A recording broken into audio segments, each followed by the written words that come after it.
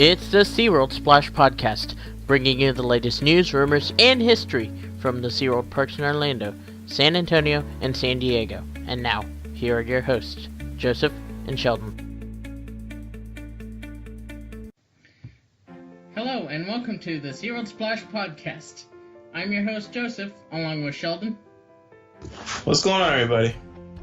And today we will be talking about my Oh Wondrous Nights review, the greatest story never told in San Diego. Yes, I went to see Oh Wondrous Nights in San Diego. We also have a new species highlight segment today. And you'll hear our thoughts on trophy hunting, Sheldon's Busch Gardens update, and fans' thoughts on theatrical shows like One Ocean vs. Orca Encounter, and much more. So let's put on those ponchos and get ready to be drenched.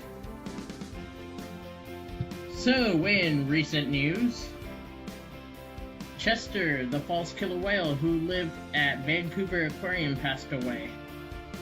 My condolences go out to the Vancouver Aquarium in this tough time. And, Sheldon, what's your thoughts on this whole ordeal with Chester? Well, yes, once again, I am very sad to hear the passing of Chester, the false killer whale. I've never met him, but if you've ever seen a false killer whale in person, I have to say it's a very, very cool cetacean. One of my favorites. One of my favorite cetaceans in Orlando was Jozu, who did pass away a while ago, and I just love false killer whales. I love their streaked, streamlined bodies, their power, their grace. They're just amazing creatures. I'm very sad to see Chester go, and I really hope Vancouver Aquarium, can pull through this, and I know it's going to be a very tough time on them with their remaining cetacean, Helen. So I just hope for the best, and hopefully no controversy, uproars from this. Joseph, what do you think?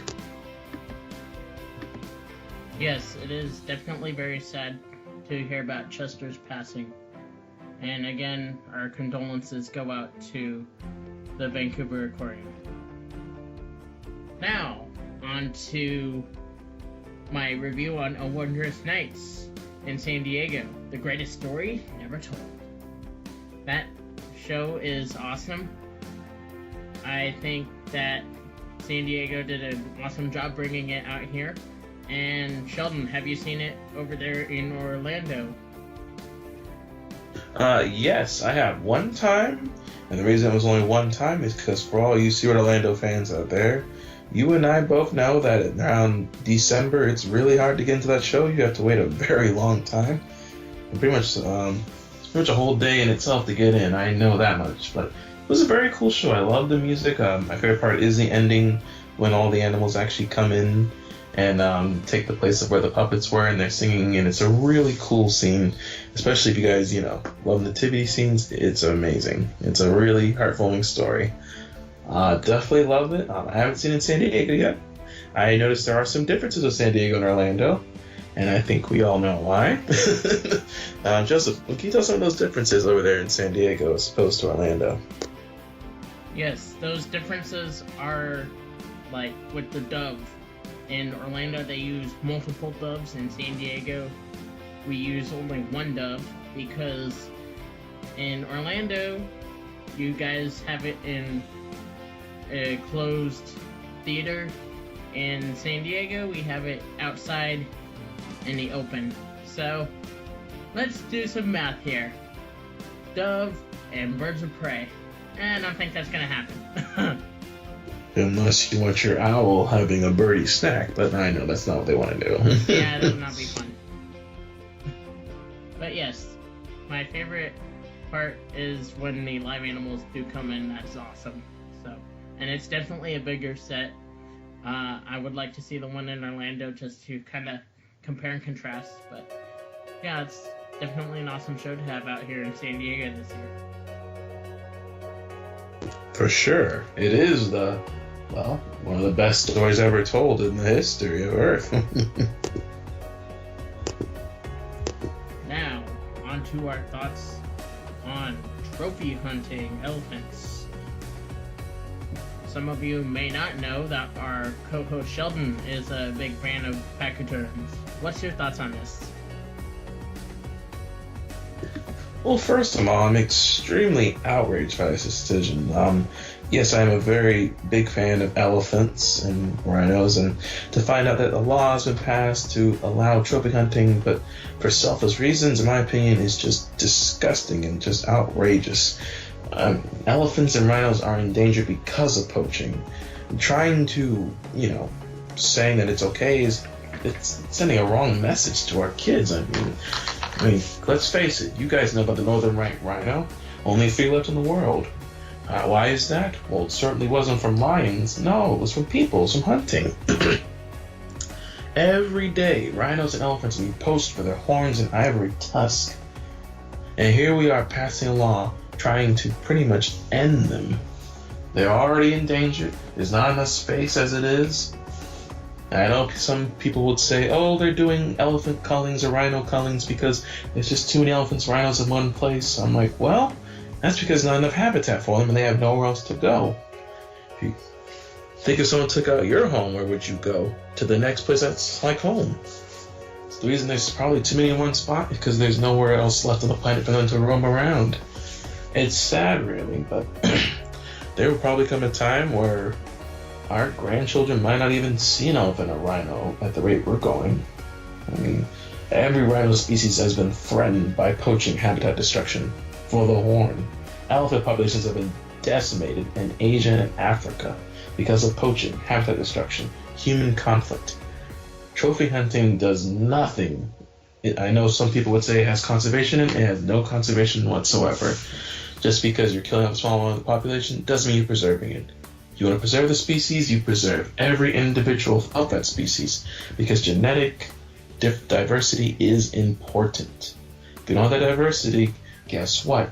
Reproduction will become an actual bad thing because of inbreeding. And inbreeding will lead to non-fertile offspring or offspring with birth defects, causing more problems and pretty much the destruction of a species. So really, if you want to conserve something, leave it be. In my opinion, the best trophy to take home is a picture. I don't know about you, but photo safaris are definitely a good conservation piece. They raise a lot of money, and it lets you and the animal go home with definitely a different experience and a new feeling. But certainly, killing an animal, mounting it on the wall is not my... Now, I will say this. I don't mind, and I do support hunting for, like, survival. Say if you're hunting a deer to eat or turkeys to eat, or up in Alaska, they hunt the whales for survival, but they honor the dead. They respect the animals. They don't sit there and display them like trophies or things. They're creatures, and they've given their lives so that people can survive. Now, that kind of hunting is understandable, because they only take what they need, not what they want. So, I will, as you can tell, I am not the happiest of camper when it comes to hearing about trophy hunting, and I personally do not support it whatsoever. No matter what the species is, no animal should deserve to die for human greed, especially if it's just going to be displayed and pretty much wasted. Joseph, what are your thoughts? Yeah, I'm not in any agreement on this law that we're basically taking and abolishing. So we need to rethink that decision. But on to more happier news. Sheldon recently went to Busch Gardens, so let's hear his Busch Gardens update. Yes, I recently did go to Busch Gardens a few weeks ago. Had some time off from the break from my exams in school, and I had a really good time. I did not see this new baby giraffe. Apparently it was born a few days after I went, so I will have to go back and see this new bundle of joy at 6 feet tall by now. I did, however, catch the baby orangutan. Her mother, his mother is Luna, and right now, you guys might have saw on Busch Gardens' website, they are doing a naming contest for this baby. There are 3 names to pick from it.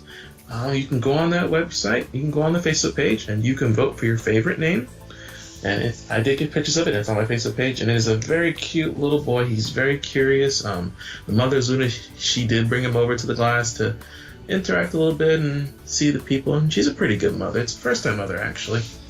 That was very cool. I did go and see a new baby rhino named Winifred on the Serengeti Express. That's a very cool experience if you guys ever go to Busch Gardens. It's a train ride you can take through the actual Serengeti environment that goes through rhinos, giraffes, elands, wildebeest, zebras, and many more. It's very cool. I also had a personal really good experience with the elephants at Busch Gardens. I saw their herd and met one of their big bull elephants named Spike. Now, the cool thing about Spike is he's actually 14,000 pounds. So to put that in perspective, that's about 2,000 pounds heavier than Telecom was. So keep in mind, elephants are not quite as long as a killer whale, but they can weigh more than them. They are the largest land mammal ever. And Spike is definitely one impressive creature. You definitely need to come out and see him. He's a really big boy. He's really amazing. Really cool. Also got to see some tigers as well, the gorilla troops, chimpanzees, and of course some very large alligators and hippos and crocodiles. All they're pretty amazing creatures, and it's a pretty cool park. And I didn't ride much rides. I'm not much of a roller coaster fan, but I'm not saying I hate them. But roller coasters are not quite my thing. I prefer to go and see the animals.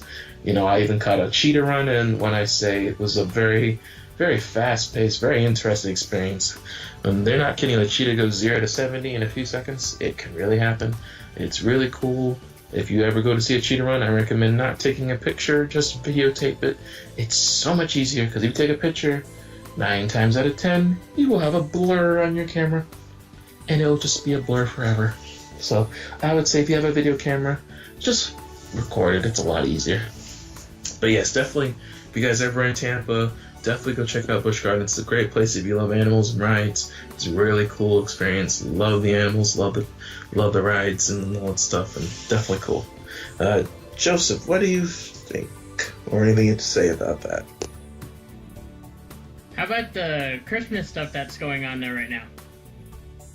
Yes, they have the sing-along train apparently that happens. I believe it's in the weekend nights. I think it starts at 5 to 7. I'm not 100% sure, but it's a sing-along train they're doing. So they're going to be doing Christmas songs. There is a Meet the Santa. They're going to have a Rudolph there. They have a Christmas ice show going on. It's not quite the same as Iceploration. If you guys ever saw the show, that was one of my favorite ice skating shows. But it's not too bad. But there's already plenty of Christmas stuff already up. Of course, they got their penguins, African penguins. But yeah, Christmas Town's already pretty much up. So it's already looking a lot like Christmas in Tampa. And if you guys aren't from Florida, our winters are, well, only a few days a year. When I mean a few days a year, it only gets really cold a few days a year. So that's my take on it. Awesome. And I did vote on that orangutan. I forgot which name I picked, but I know I think it was the same name that you picked. I forget which one I picked. Anyways, on to some more interesting news. So, I ran a poll on theatrical shows versus educational shows. Theatrical, such as One Ocean. Educational, such as Orca Encounter. And the poll on my personal page got 100% for theatrical, One Ocean, and 0% for educational, Orca Encounter.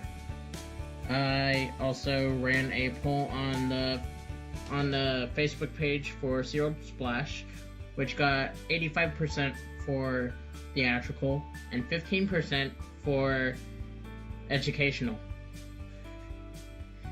And then I ran a poll on Twitter as well for theatrical, Shamu Adventure, and educational. And Shamu Adventure and One Ocean were in a tie with 42%.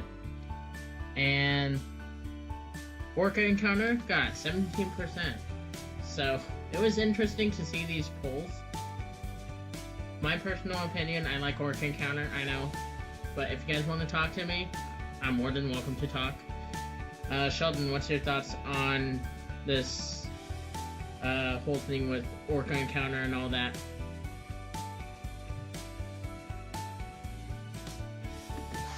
Well, given the nature of how Orca Encounters One Ocean are so very different, I could understand why some people probably do not really favor Orca Encounters as compared to One Ocean, and that's fine.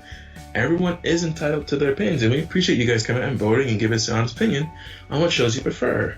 I mean, personally for me, my favorite show was Sham Adventure. It was the first killer whale show I ever saw when I was little. I remember I was like 5 years old. I was 5 years old at SeaWorld Orlando, and that was the first time I ever seen a killer whale during Sham Adventure. That's where I met Tilikum, Katina, Colina, Taima, just to name a few, the SeaWorld family that we've come to know and love. So we all have those shows that we really fall in love with, the ones we really connect with. I mean, I know a lot of you guys would definitely say Believe was one of your shows that really connect you. I mean, that was like one of the best shows in my opinion. So I can see why theatrical versus educational can have some debate in it. And remember, guys, Orca Encounters is not going to be exactly like One Ocean. I wouldn't say as high energy, but then again, Orca Encounters does give us, something to look at, as in, it does give an educational part, and I understand that it's not very high energy and stuff, and some behaviors are not there anymore, like say a front flip or a V-spin, but, it is what it is. And, I mean, personally, I do like One Ocean, not as much as Sham Adventure, but yeah, I can definitely see why everybody's a little divided on this, because everyone's got different preferences. I mean, personally, I liked it back in the day when there was like a Believe or One Ocean show, and they would do the Shamu story every now and then. That was good. There was a balance of educational shows and theatrical shows. I mean, don't get me wrong, every show is educational, but I know there are some shows that do specifically, focus on like educational versus theatrical, and there's nothing wrong with that. I mean, yeah, remember guys, just because a show isn't the show you want doesn't mean you should hate like SeaWorld or anything. You should always go for the animals. The animals are the real stars, and no reason we all go to SeaWorld. We want to see our favorite animal, our favorite dolphin, favorite killer whale, even our favorite sea lion performer, pilot whale. That's how we go. It's not really for the show or anything. We should go because we want to see our favorite animal stars who inspired us, or to become maybe trainers or want to work with animals in the future, or just become an educator or conservationist. But yeah, just remember, you guys, I mean, just because a show might not be that good, don't forget why the reason we're really here, because of the animals. That's what SeaWorld's about. We have animal stars that have changed our lives, and that's what's important. So don't always, beat down the show and say, oh, SeaWorld's bad. No, that's not what we need to do. We need to remember the animals are the reason we are here. Joseph, what would you have to say on this? I definitely agree. And yeah, definitely, if you have not checked out Orca Encounter, definitely check it out. And if you guys want to talk to me about Orca Encounter, I'm more than willing to talk about it. Now, on to today's segment of Species Highlights. What's today's Species Highlights? And now, ladies and gentlemen, it's time for Species Highlights, the part of the show where I explain to you about certain species, its relatives, and where they come from. Sit back and enjoy. Today's special will be reindeer. Good evening to you all, and salutations and all. For I give you a holiday joyous species highlight. Today we'll be going over a special creature that goes fitting with the holidays coming up. And it is the reindeer. Now we all know this famous old lines, singing if you know it. There's Dasher and Prancer, and I think I just forgot, oh my gosh, I'm so sorry. Donner and Cupid. Dancer, Prancer, Vixen. Comet and Cupid. Donner, Blitzen. And how about What? Rudolph? I said, but do you recall the most famous reindeer of all? Man, I'm just kidding. No. But reindeer, yes. Now, one cool thing about reindeer is reindeer and caribou are the same thing. They're just called different things depending on where you live. Kind of like with mountain lions. They're called mountain lions, pumas, cougars, Florida panthers, all kinds of names. Now the cool thing about reindeers is where they live. They live in the Arctic tundra in North America and Asia, specifically in northern parts of Russia and northern parts of Canada and Alaska. These guys migrate in herds of up to thousands every year for new grazing pastures and places to give birth. Now, reindeer or caribou have antlers, not horns. The difference between antlers and horns is antlers are shed every years, and horns are attached and are part of the actual body and the skull. Now, reindeers, the males will lose their antlers in winter, but the females will keep their antlers in winter for a very cool reason. You see, they give birth in the winter, so the females need to defend their young against a predator, the Arctic wolf. Wolves are the caribou's main enemy. They can hunt in packs and they're coordinated and can panic a herd and pick out a sick or weak or young individual. Just pump at the picking. For defense, reindeer can run up to 40 miles per hour. They can swim very well and cross rocky terrain. These guys are built for the harsh climate up north. There's also several subspecies that are found in Asia and throughout North America, and all grow a thick, warm coat and shed it in the spring. So if you ever see these really cool creatures in Christmas, make sure you say hello, caribou reindeer, because it's the same thing. And this has been another Species Highlight. We thank you guys for joining us. Oh, and one quick thing before we go. Can you answer this quick animal fact? True or false? All penguins like to live in the snow and cold place of Antarctica. The answer coming at the end of this episode. Thank you, and have a whale of a holiday. Thank you for that Species Highlights. And now, some more sad news that came out of SeaWorld Orlando this past week. Bruiser passed away, and he lived with Slowpoke at Sea Lion and Otter Stadium, for those of you that did get to see him. So, we send our condolences out to SeaWorld Orlando. Sheldon, did you ever see Bruiser in SeaWorld Orlando shows? I did, actually. I remember seeing him in Clyde and Seymour Take Pirate Island. Pirate Island. Ooh, cannot talk. Pirate Island. Clyde and Seymour Take Pirate Island many years ago. I don't know much about him.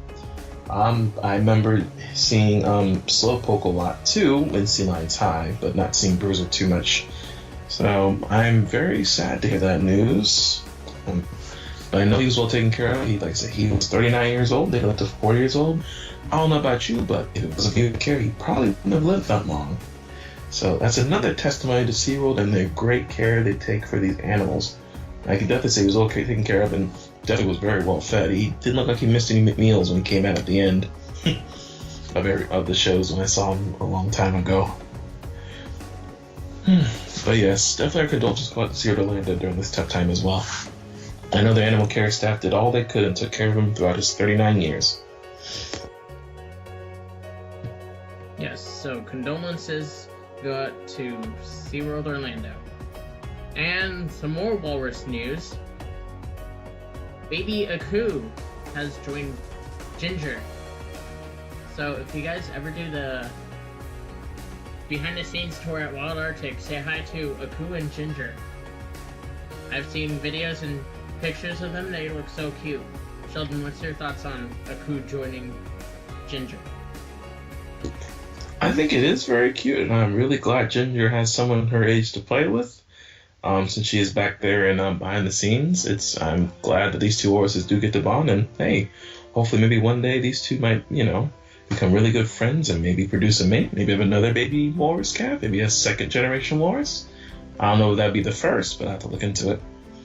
But I think it'd be cool. I would like to definitely see Aku meet Cadoodle eventually.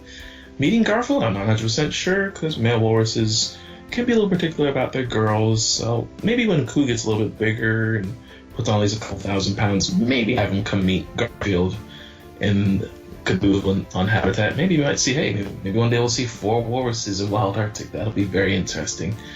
But hopefully one day those two will be able to come out in the Wild Arctic walrus habitat and see them hanging around there, because that would be very cool to see them. But if not, you guys are welcome to come see them at behind the scenes tours. Come to SeaWorld Orlando. Very cool though.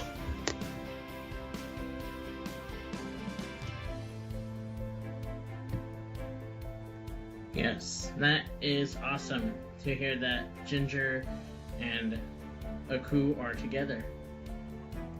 As always, we thank you for joining us. If you have any questions, comments, suggestions for topics, or want to share your SeaWorld stories, you can call or text our number 407-900-5309. We also would love to have you share any top updates or info, or even drop by and say hello. Also, don't forget to give us a like on our Facebook page, www.forward/SeaWorldSplash. Also follow us on Twitter at SeaWorld Splash. You can also follow us on Instagram at SeaWorld Splash and Snapchat at SeaWorld Splash. Don't forget to check out our website, www.SeaWorldSplash.com. You can also check us out on iTunes at SeaWorld Splash Podcast. And from all of us here at the SeaWorld Splash team, we thank you for joining us and hope you join us for the next amazing podcast to come. Splash you later. Take care, guys, and have a great holiday season. And oh, I almost forgot. Did you guys guess the right answer to our question during Species Highlight? I asked, true or false, all penguins love the cold and the cold Antarctic area that's snowy. The answer is false. Not all penguins actually like the cold. Little blue penguins and African penguins actually enjoy warm, sunny weather and sandy beaches. Look it up. Thank you, guys. And we do apologize for not being around. We've been a little bit busy. You know, college life gets to us all. But thanks for sticking with us, guys. And have a great rest of your holiday. Goodbye.